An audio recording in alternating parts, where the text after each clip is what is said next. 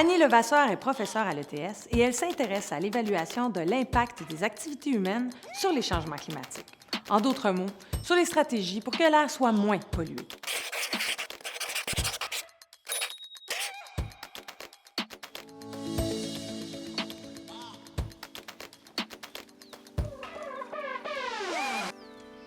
Depuis le début de la révolution industrielle, la qualité de l'air s'est dégradée en raison du rejet d'une quantité importante de gaz à effet de serre dans l'atmosphère.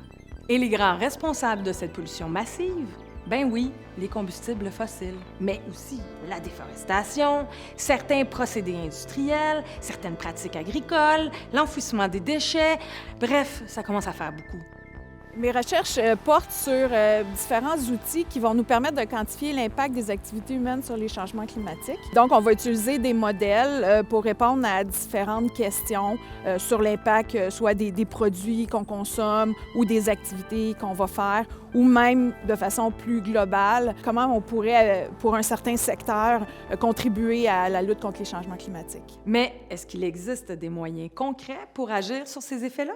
Bien, un exemple sur lequel je travaille beaucoup, c'est au niveau du secteur forestier. La forêt, c'est un puits de carbone. Donc, dépendamment comment on va aménager la forêt, on peut emmagasiner plus ou moins de carbone. Ensuite, on peut récolter le bois dans la forêt. Puis, on sait que le cycle de vie des produits du bois va émettre moins de gaz à effet de serre que d'autres produits qui vont remplacer, comme par exemple le béton ou l'acier. Donc, comment est-ce qu'on peut utiliser ces produits-là de façon à optimiser les réductions d'émissions de gaz à effet de serre? Les chercheurs comme Annie Levasseur estiment qu'au Québec, une personne émet annuellement environ 10 tonnes de gaz à effet de serre. Ça, là, c'est à peu près le poids de 10 belugas. L'impact des changements climatiques des Québécois est quand même pas si élevé par rapport aux autres provinces canadiennes ou aux États-Unis. Il y a une principale raison à ça, c'est notre hydroélectricité. Par contre, on a d'autres aspects de nos habitudes qui font en sorte qu'on a quand même un impact très important.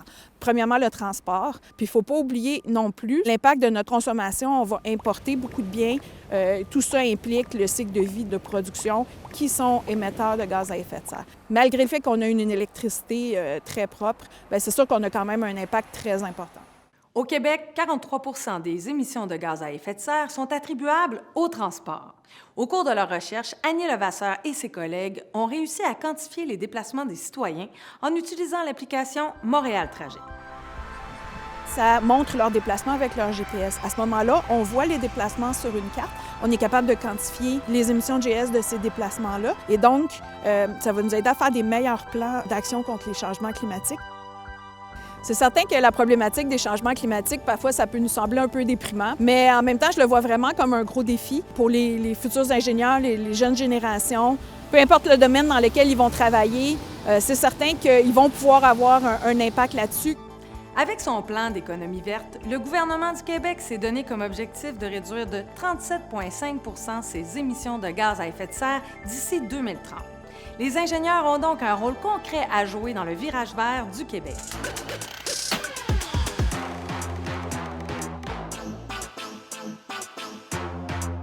Non, c'est pas bon. Je suis pas capable de finir la fin. Ça allait bien, mais la fin, je savais plus comment...